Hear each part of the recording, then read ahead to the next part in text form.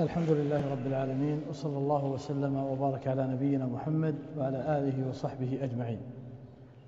أما بعد، فقد جاء في الحديث الصحيح الذي رواه تميم الداري رضي الله عنه أن النبي صلى الله عليه وسلم قال: الدين النصيحة.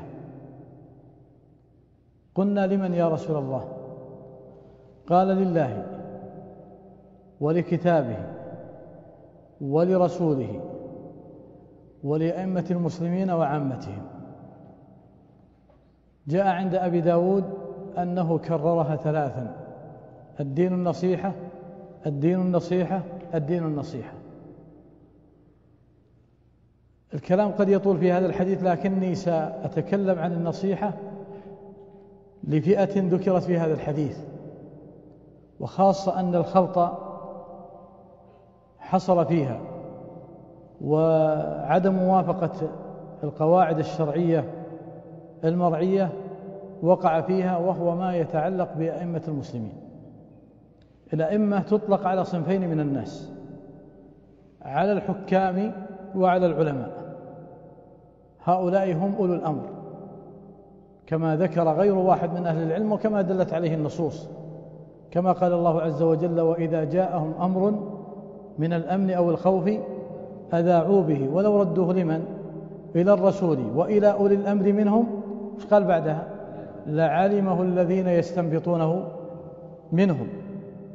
فالعلماء والأمراء لهم نصيحة، هذه النصيحة لا بد أن نعرفها على ما جاء في الكتاب والسنة ودرج عليه السلف. العلماء لهم فضل، ولهذا قال بعض السلف: من عاد الحكام أضاع دنياه، ومن عاد العلماء أضاع دينه. ولهذا أيها الإخوة، نحن ولله الحمد لا ندعي الكمال، لا في أنفسنا ولا في بيوتنا ولا في مجتمعنا. المسؤول الأكبر يقول: نحن عندنا تقصير، كل عنده تقصير، لكن ما هو الطريق إلى هذه النصيحة؟ هذا أمر مهم، ولا يفزعك ولا يحزنك ولا يجعلك تتردد أن هناك من المتحمسين أن يقول: أنت تقول هذا من باب المداهنة أو من باب علماء السلطة، كل هذا لا تضير الإنسان أبدا. هذا دين ندين الله عز وجل به. وأنا سأجعل قواعد سريعة حتى لا أطيل عليكم، وإن كان الموضوع والله يحتاج، لأن ولاة أمرنا لهم حق علينا، سواء من الأمراء أو من العلماء، ديانة لله عز وجل. أقول: اقرأوا في أي كتاب من كتب الاعتقاد وأصول السنة، ستجدون أن العلماء ينصون على هذا الحق، وأن ولي الأمر له حق على المسلمين، وله بيعة في أعناقهم، ومن خرج قيد شبر من الإمام فمات ميتة جاهلية. هذا فيه خطورة. ثم أيضا إذا نظرت إلى المصالح في اجتماع الأمة على علمائها وعلى حكامها، وجدت أن المصلحة عظيمة، مهما كان هناك من أخطاء ومن تقصير، هذا موجود في البشر. ولهذا لما سئل أحدهم عن الملك فيصل رحمه الله: من عاصر الملك فيصل من آبائنا؟ وجد يعني في هذا الرجل صفات عظيمة جدا مع وجودها إن شاء الله في حكامنا. لكن الملك فيصل سئل رجل عنه من المستشرقين، قال الملك فيصل: هل فيه عيب؟ قال: نعم، ما فيه إلا عيب واحد. قال: ما هو؟ قال: أنه ملك. لأن الملك أحيانا يتحتم بعض الأمور أن يكون فيها شيء من الغلظة، شيء من القوة، من أجل المصلحة أحيانا، وأحيانا الحكم قد الإنسان يخطئ ويزل. ولهذا النبي عليه الصلاة والسلام قال: من أخذت ماله من مال فهذا مالي، من ضربت له ظهرا فهذا ظهري. وهو النبي عليه الصلاة والسلام. لكن ما هي الطريقة؟ هل الطريقة الآن أن نشوش؟ الآن تويتر، فيسبوك، التواصل هذا الهائل الآن صار متنفس لبعض الناس، يقول ما يشاء كيف شاء، ويظن أنه لن يحاسب عند الله عز وجل. الفتنة نائمة، ويل لمن أيقظها، وويل لمن شوش على المسلمين. ولهذا تجدون أن كتب اعتقاد أهل السنة والجماعة يذكرون ذلك، وهذا تراه ديانة، ليس تزلفا أنا بعطيكم مثلين فقط حتى لا أطيل، أو 3 أمثلة. الإمام أحمد بن حنبل هل كان معززا مكرما في كل وقته عند السلاطين؟ بالعكس، جلد، ضرب، سجن، ومع هذا تجد أن كلامه يقول للناس إياكم والخروج على ولي الأمر، إياكم والدماء، خاصة بالضوابط التي ستذكر. الإمام شيخ الإسلام ابن تيمية توفي أين؟ في السجن، ومع هذا يقول ما من طائفة قامت على إمام، طبعا الإمام المسلم اللي لا زال في دائرة الإسلام، لمفسدة رأوها منه إلا كان ما ترتب على خروجهم من المفاسد أعظم مما أرادوا الهروب منه.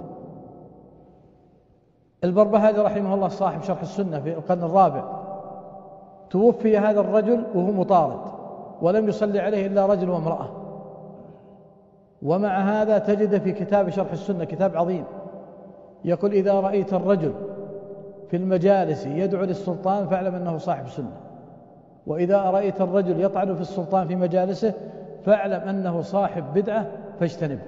هذا قال رجل مو مكرم، رجل في وزارة، رجل أبدا، هذا رجل مات وهو مطارد.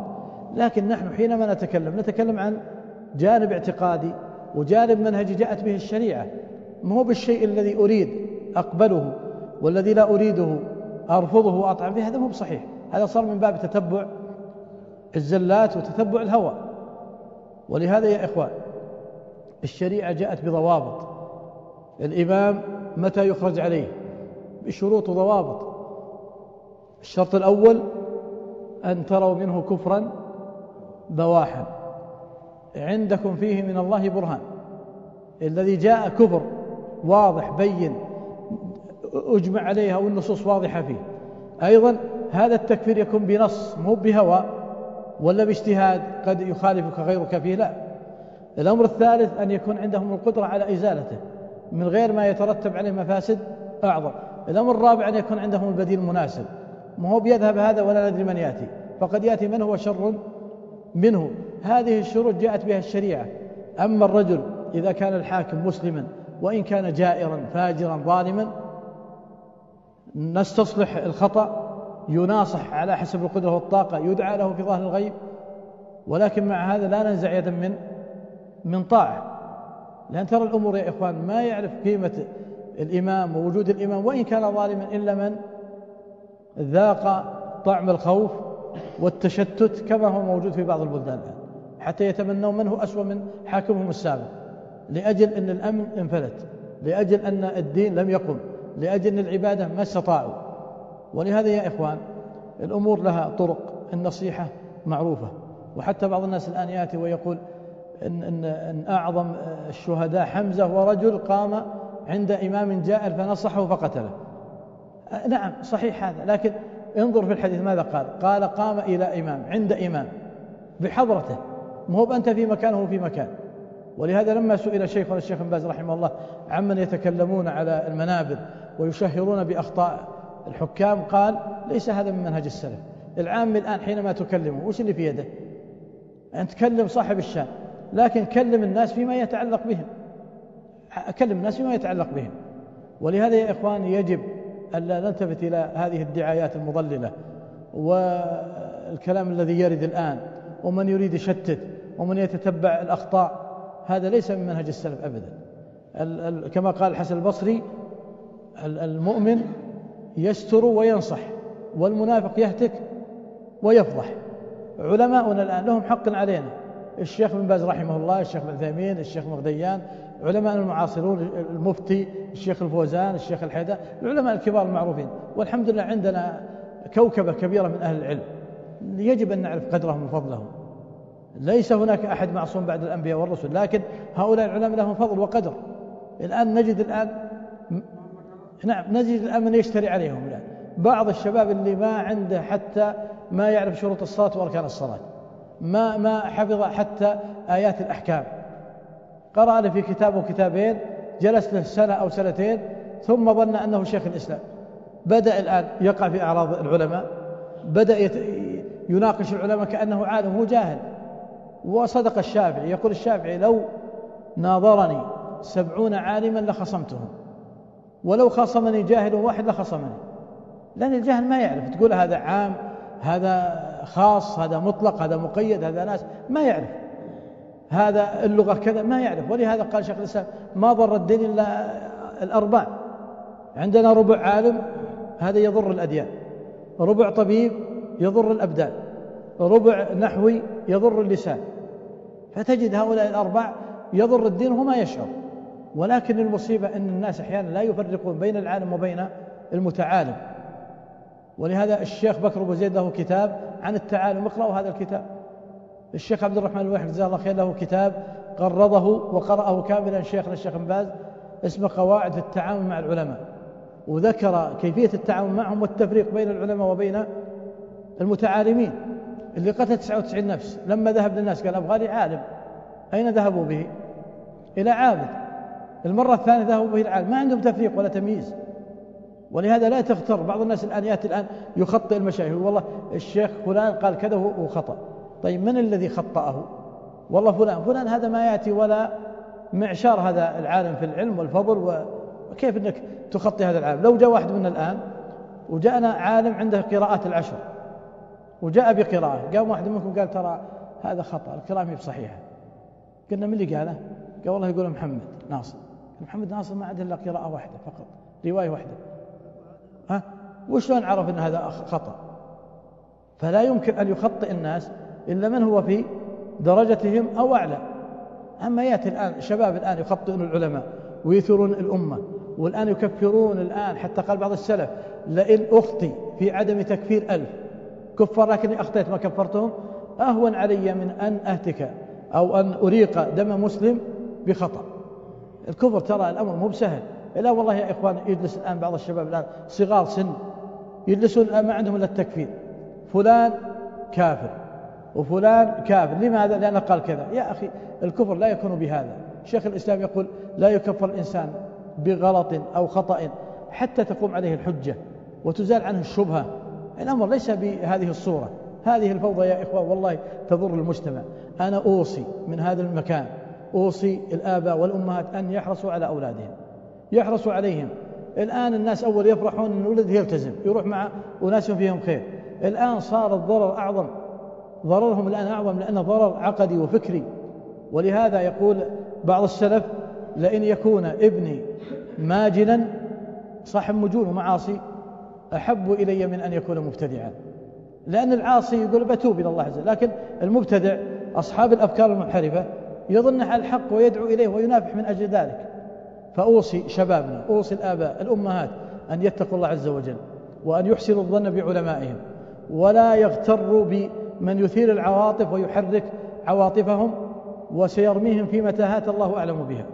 أسأل الله أن يحفظ على هذه البلاد وبلاد المسلمين أمنهم واستقرارهم، وأن يصلح قلوبهم، وأن يهدي الجميع، وأن يرد هؤلاء الشباب من ضل منهم إلى الحق ردا جميلا. والله أعلم، وصلى الله وسلم وبارك على نبينا محمد وعلى آله وصحبه أجمعين.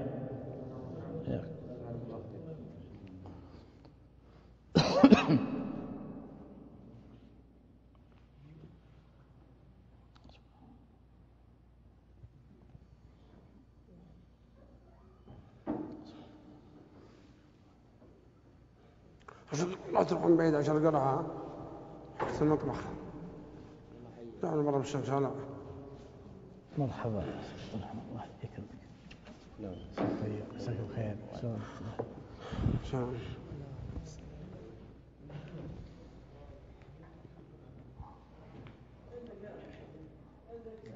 مساك طيب. الله كلامك الله يبارك فيك ويجزاك خير.